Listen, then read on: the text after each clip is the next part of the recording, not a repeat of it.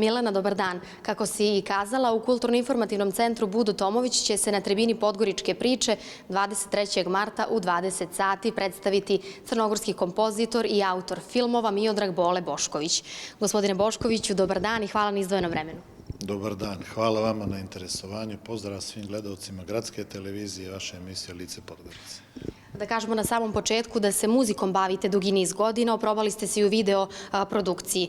Koliko je bilo izazovno zadržati tu dosljednost, jedinstvenu autorsku poziciju na prostoru crnogorske kulture? Vi ste to sve tako lijepo rekli. U principu mislim da su sve stvari u životu jednostavne, pa i to. Najbitnije je da čovjek radi ono što osjeća. I uglavnom svi ljudi koji se bave, da kažem, i muzikom, i slikarstvom, i filmovima, uglavnom vole malo da te stvari mistifikuju. Sebe nazivaju umjetnicima ili već stavljaju ispred svog imena ne znam kakav prefiks.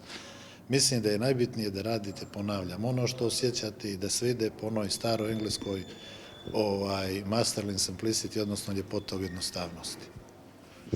Autor ste prvog albuma instrumentalne muzike u Crnoj Gori, također autor prvog muzičkog dokumentarnog filma o Crnoj Gori. Pa koliko su značajni ovi projekti za crnogorsku istoriju?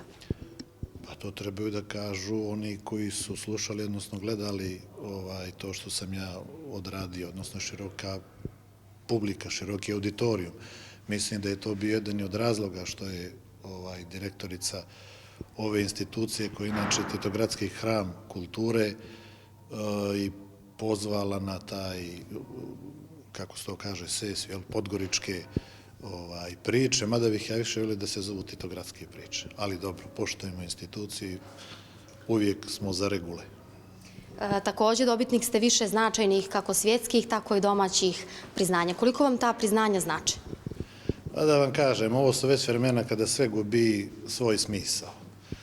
U principu da ne znače, ali vidite i sami da je devalvacija svega i svačega, pa i tih nagrada, i zvanja, i priznanja, i tako dalje, i tako dalje.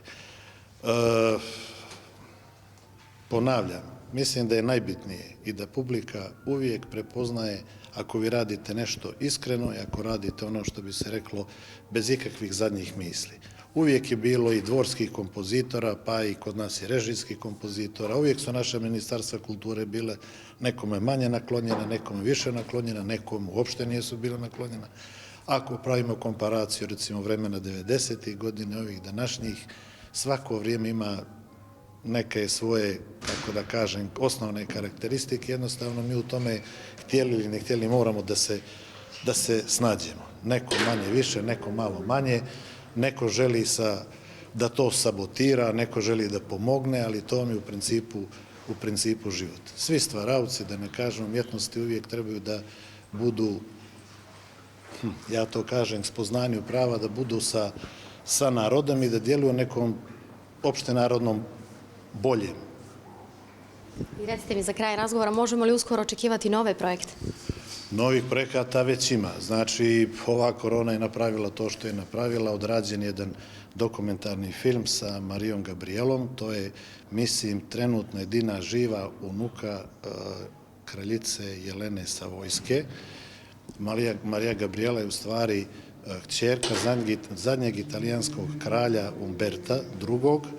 I njegove majke Marije Žuzelko, inače bila princeza Belgije. To je ovako jedna interesantna priča, u stvari tu princeza Marija, ona u stvari govori o kraljici Jeleni. Film se zove tako, film se zove Ja, Marija Gabriela, unuka kraljice Jelene Savojske. A posle toga ima još jedan film koji je trenutno u završnoj fazi, to je nešto malo ovako, da tako kaže, možda neki žal za nekim vremenima kojih nažalost nema, ali moramo da se nadamo da će da bude bolje, moramo malo više mi stari da se skrajnemo, što bi se reklo ovim titogradskim rječnikom, i da neke naše negativne stvari koje imamo jednostavno maknemo sa scene i malo više da duvamo u jedra mladim generacijama, ali vi isto tako morate da tu vašu kilometražu i da kažem tu našu želju opravdate.